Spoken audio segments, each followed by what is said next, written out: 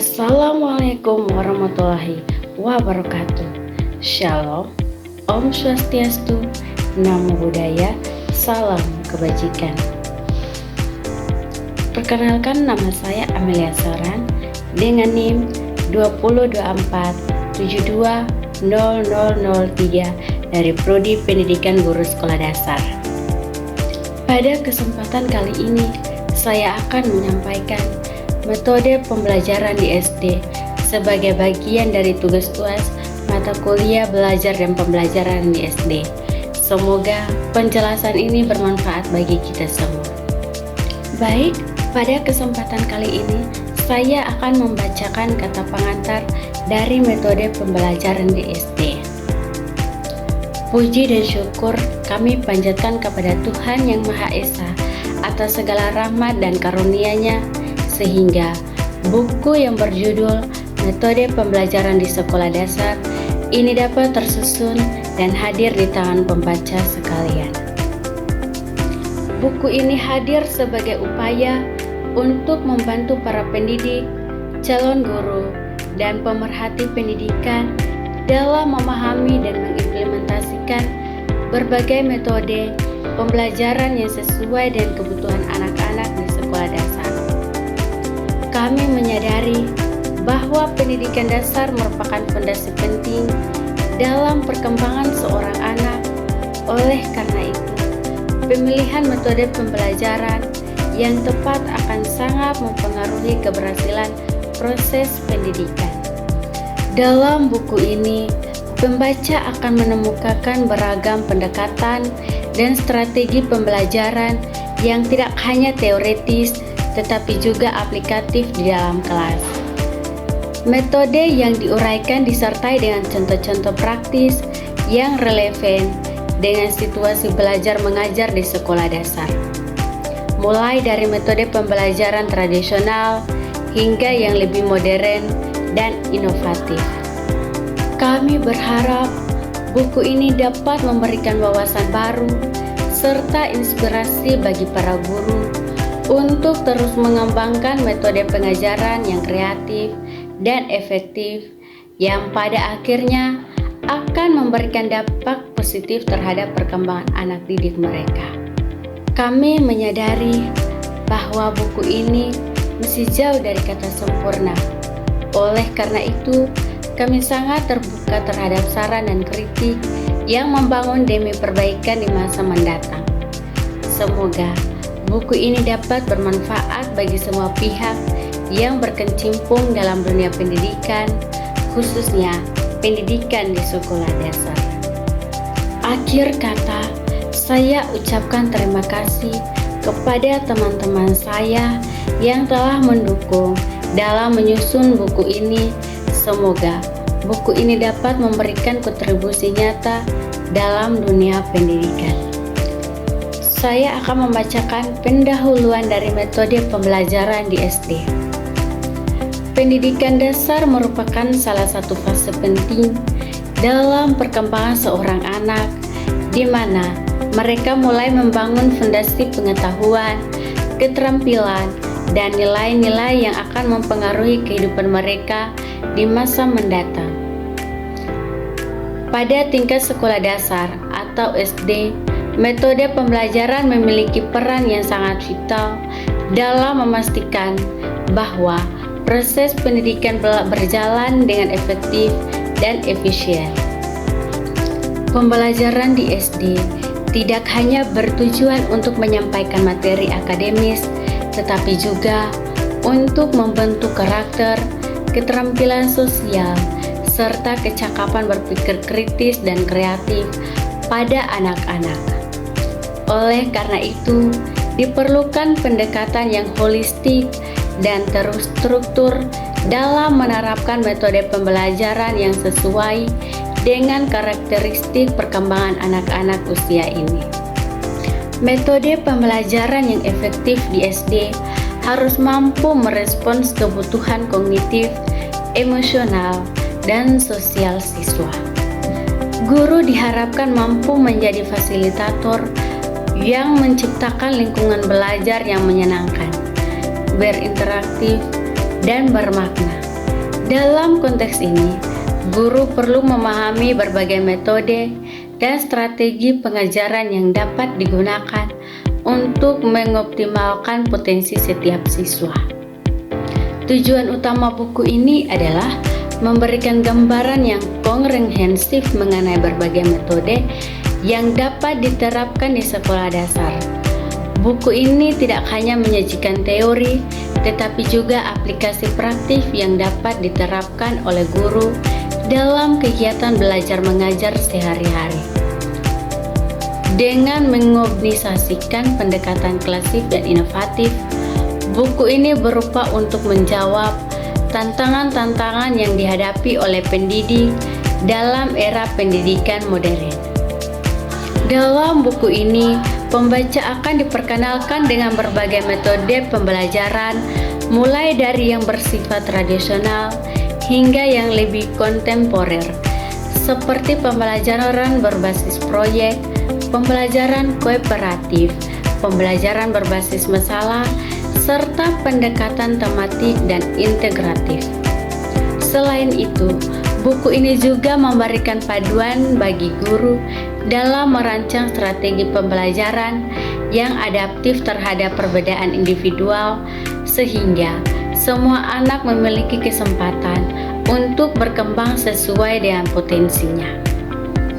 Kami berharap buku ini dapat menjadi referensi yang bermanfaat bagi para guru, calon pendidik, dan pemerhati pendidikan dalam mengembangkan praktik pembelajaran yang efektif dan berdampak positif bagi siswa sekolah dasar. Semoga buku ini mampu menjawab kebutuhan sumber daya yang memadai dalam upaya peningkatan mutu pendidikan di sekolah dasar. Saya akan menjelaskan bab 1 tentang metode bermain peran. Menurut Arens pada tahun 2012, metode bermain peran itu sendiri adalah teknik pembelajaran yang melibatkan siswa dalam skenario atau simulasi, di mana mereka memainkan peran tertentu untuk mempelajari konsep, keterampilan sosial, dan cara berpikir kritis dalam konteks nyata. Metode ini memungkinkan siswa untuk mengalami situasi nyata yang menuntut mereka memahami perspektif yang berbeda, mengembangkan empati, dan merespon sesuai dengan peran yang dimainkan. Bermain peran seringkali diterapkan pada pembelajaran yang membutuhkan pemahaman interpersonal atau situasi sosial tertentu seperti sejarah, sosiologi, bahasa, dan studi komunikasi. Bermain peran efektif untuk meningkatkan motivasi siswa karena melibatkan mereka secara emosional dan kognitif sehingga lebih mudah memahami materi yang kompleks. Metode ini juga mendorong keterlibatan aktif dan menciptakan suasana belajar yang dinamis. Dalam sebuah skenario bermain peran, siswa harus mengkomunikasikan ide, bekerja dalam tim, dan membuat keputusan berdasarkan peran yang mereka mainkan, yang memperkuat keterampilan komunikasi dan kolaborasi mereka. Sebagai contoh, dalam pembelajaran bahasa, siswa dapat berperan sebagai turis dan pemandu wisata untuk melatih kemampuan berbicara dan memahami bahasa dalam situasi sehari-hari. Dengan cara ini, metode bermain peran memperkaya pengalaman belajar siswa dengan memberikan simulasi dunia nyata yang relevan.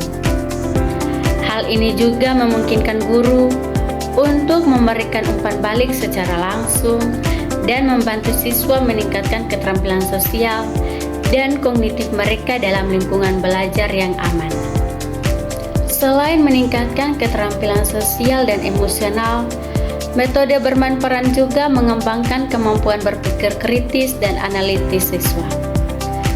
Dalam sebuah simulasi, siswa didorong untuk memahami situasi dari berbagai perspektif dan menyusun solusi untuk menyelesaikan masalah yang mereka hadapi. menunjukkan bahwa metode bermain peran dapat membuat pembelajaran menjadi lebih bermakna dan relevan karena siswa terlibat langsung dalam memecahkan masalah dan penerapan konsep secara nyata. Misalnya, dalam pembelajaran sejarah, siswa dapat memerankan tokoh-tokoh penting dan berdiskusi mengenai peristiwa sejarah dari sudut pandang masing-masing tokoh yang membantu mereka memahami konteks secara lebih mendalam. Lebih jauh lagi, metode bermain peran juga membangun rasa percaya diri siswa dengan kesempatan untuk berbicara dan mengekspresikan ide mereka di depan kelas. Siswa belajar mengatasi kecemasan dan mengasah keterampilan komunikasi publik dalam lingkungan yang mendukung.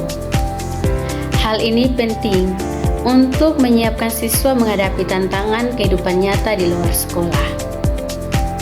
Pengalaman bermain peran dapat meningkatkan rasa percaya diri dan keterampilan komunikasi siswa, serta mendorong mereka untuk aktif berpartisipasi dalam diskusi kelas. Dengan kata lain, metode ini tidak hanya memperkaya pemahaman siswa terhadap materi, tetapi juga membantu mereka mengembangkan karakter yang positif seperti percaya diri, empati, dan kemampuan berpikir kritis. Selain manfaat akademis dan sosialnya, metode bermain peran juga memiliki dampak positif terhadap pembelajaran kolaboratif ketika siswa bekerja sama dalam skenario yang diwarikan.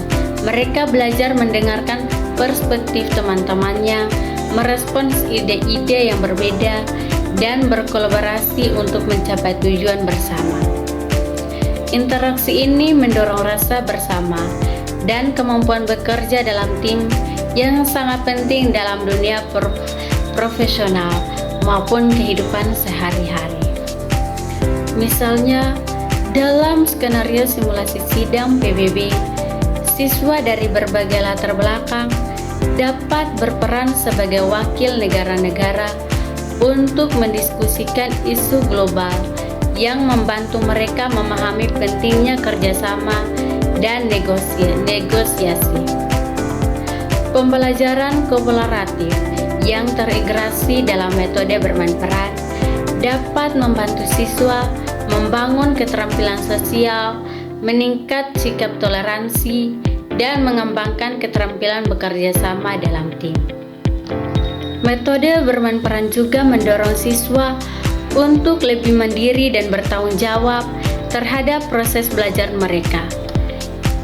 Dalam banyak kasus, siswa harus mempersiapkan diri sebelum melakukan simulasi peran, seperti melakukan riset tentang karakter yang akan diperankan atau memahami situasi yang akan disimulasikan. Hal ini mengajarkan mereka keterampilan manajemen waktu dan tanggung jawab karena mereka dituntut untuk mengumpulkan informasi yang relevan dan menguasai materi.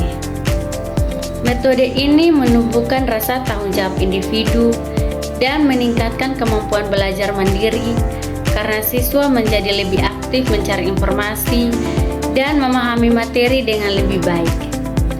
Siswa tidak hanya sekadar menerima pengetahuan secara pasif, tetapi benar-benar mengalami dan menerapkan dalam konteks yang relevan. Di sisi lain, metode bermain peran memungkinkan guru untuk mengobservasi dan menilai pemahaman serta keterampilan siswa secara lebih komprehensif. Melalui metode ini, guru dapat mengamati bagaimana siswa berinteraksi, berpikir, dan bereaksi dalam situasi tertentu yang memberikan wawasan mendalam tentang perkembangan kognitif dan sosial mereka. Selain itu, umpan balik dapat diberikan secara langsung yang dapat bermanfaat bagi siswa untuk memperbaiki dan mengembangkan keterampilan siswa. Egan dan Kaushak pada tahun 2012 menyatakan bahwa Umpan balik yang diberikan selama bermain peran membantu siswa untuk melihat kekuatan dan kelemahan mereka, serta membimbing dan mengembangkan potensi diri mereka. Dengan berbagai keuntungan yang ditawarkannya, metode bermain peran menjadi salah satu pendekatan yang efektif dalam menciptakan pembelajaran yang lebih bermakna dan interaktif. Dalam era yang semakin kompleks dan global, keterampilan sosial, komunikasi, dan kemampuan bekerja dalam tim menjadi esensial bagi siswa untuk menghadapi tantangan di masa depan. Bermain peran mengajarkan mereka untuk keterampilan tersebut sejak dini, serta menyiapkan mereka untuk menjadi individu yang berpikir kritis, toleransi, dan adaptif. Menurut penelitian yang dilakukan oleh Hamalik pada tahun 2010, metode pembelajaran interaktif seperti bermain peran mampu meningkatkan keterlibatan siswa, mendorong kreativitas, dan membangun lingkungan belajar yang inklusif serta mendukung. Metode ini bukan hanya cara untuk menyampaikan materi pembelajaran, tetapi juga alat penting dalam mendidik karakter dan keterampilan yang diperlukan dalam kehidupan nyata. Metode bermain peran juga memungkinkan siswa untuk mengalami berbagai situasi dan perspektif yang mungkin tidak mereka temui dalam kehidupan sehari-hari, sehingga memperluas wawasan dan pemahaman mereka tentang dunia. Dengan memainkan peran tertentu, siswa dapat mempelajari cara menghadapi masalah atau tantangan dari sudut pandang yang berbeda, yang dapat mengembangkan rasa empati dan kemampuan mereka untuk beradaptasi dengan perubahan. Misalnya, dalam pembelajaran kewarganegaraan, siswa dapat berperan sebagai pemimpin atau warga masyarakat untuk memahami tanggung jawab dan hak-hak mereka dalam komunitas. Hal ini tidak hanya memperkaya pemahaman siswa terhadap topik yang dibahas, tetapi juga membantu mereka memahami dinamika sosial yang terjadi di sekitarnya. Pengalaman langsung dalam situasi sosial melalui bermain peran dapat mempercepat perkembangan keterampilan sosial dan kognitif siswa karena mereka terlibat dalam interaksi yang mendalam dengan lingkungan mereka. Selain itu, metode ini juga dapat meningkatkan kreativitas siswa.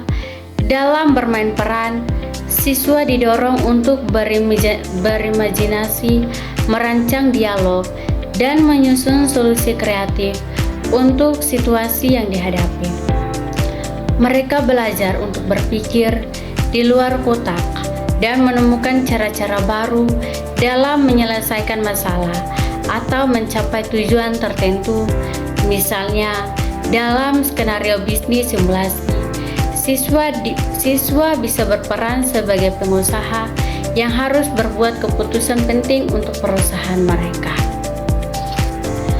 Proses ini mendorong mereka untuk berpikir kritis dan mempertimbangkan berbagai faktor yang mempengaruhi keputusan tersebut, sekaligus memupuk keterampilan kreatif yang dibutuhkan dalam inovatif.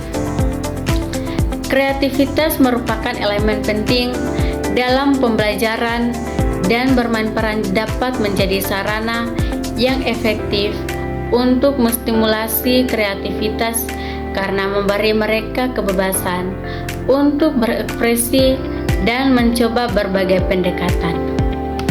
Metode bermain peran juga memberi siswa kesempatan untuk mempraktikkan keterampilan berkomunikasi dan menyampaikan ide secara efektif, yang merupakan aspek penting dalam dunia kerja dan kehidupan sosial. Ketika mereka berbicara dan berdiskusi sesuai dengan peran yang mereka mainkan, mereka belajar untuk menyusun argumen, mendengarkan pendapat orang lain, dan merespon secara tepat.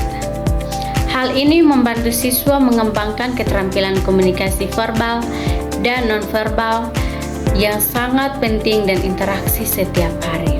Sebagai contoh dalam bermain peran, sebagai jurnalis, siswa dapat belajar untuk menyusun pertanyaan yang relevan, menggali informasi, dan menyampaikan pendapat dengan cara profesional.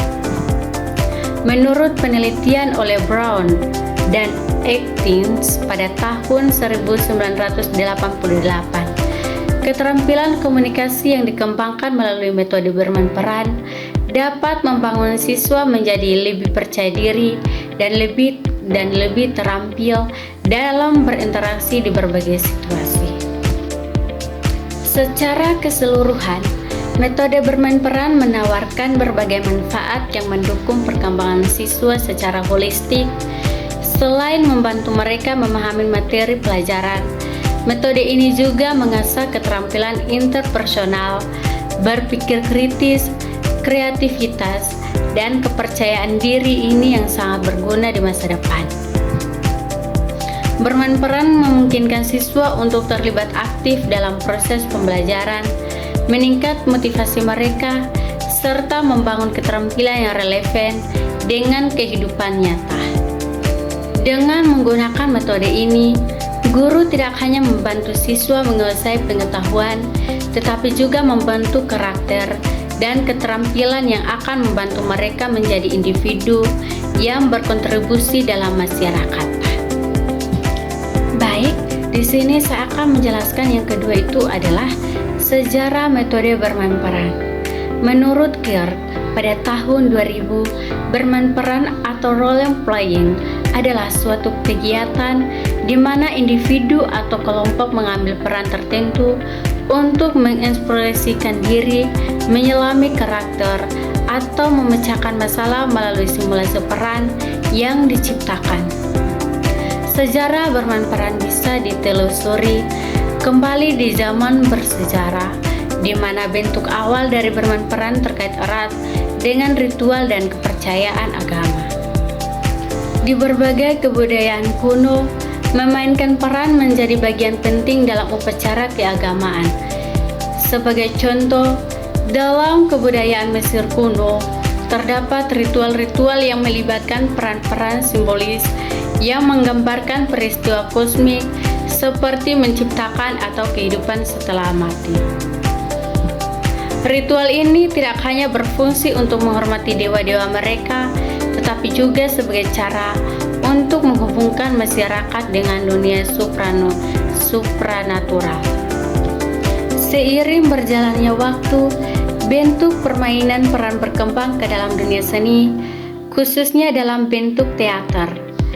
Pada masa Yunani kuno, teater menjadi salah satu sarana utama di mana orang-orang dapat memerankan berbagai peran dalam tragedi dan komedi. Aristoteles dalam karyanya Poetica menggambarkan teater sebagai sarana yang digunakan untuk membangun empati penonton terhadap karakter-karakter dalam ceritanya. Di sini, aktor berperan untuk menggambarkan kehidupan, emosi, dan konflik manusia yang berfungsi sebagai pelajaran moral bagi penonton. Peran-peran ini pada dasarnya adalah awal dari konsep bermain peran yang lebih terstruktur dan di mana individu memainkan karakter yang memiliki latar belakang motivasi dan tujuan yang tertentu.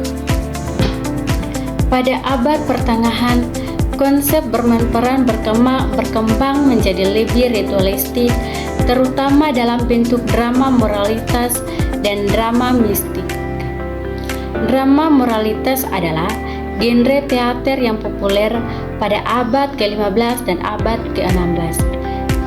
Dalam drama ini, tokoh utama biasanya mewakili sifat manusia yang lebih umum seperti kebaikan, kejahatan, atau kebijaksanaan yang berjuang untuk mempengaruhi nasib tokoh utama. Sebagai contoh, dalam drama Everyman yang terkenal, karakter-karakter yang diperankan adalah personifikasi dari aspek-aspek moral dan religius yang berperan dalam keputusan akhir hidup seorang Brooks pada tahun 1985. Dengan demikian, bentuk ini memperkenalkan ide bahwa bermain peran dapat menjadi sarana untuk mendalami nilai-nilai moral dan sosial yang ada di masyarakat. Saya akan membacakan kesimpulan dari metode pembelajaran di SD. Melalui materi ini, saya berharap para pendidik, khususnya di tingkat sekolah dasar, dapat memperkaya wawasan dan mengembangkan keterampilan dalam menciptakan pembelajaran yang inspiratif dan bermakna. Pendidikan adalah kunci masa depan, dan guru memiliki peran sentral dalam membuka pintu bagi setiap anak. Mari bersama-sama mewujudkan pembelajaran yang mampu mempersiapkan generasi muda untuk menghadapi tantangan dunia di masa depan. Saya juga mengakui bahwa pembelajaran di sekolah dasar merupakan proses yang dinamis dan terus berkembang. Oleh karena itu, pendekatan yang disampaikan dalam buku ini perlu disesuaikan dengan konteks lokal, kebutuhan siswa, serta perkembangan teknologi dan ilmu pengetahuan.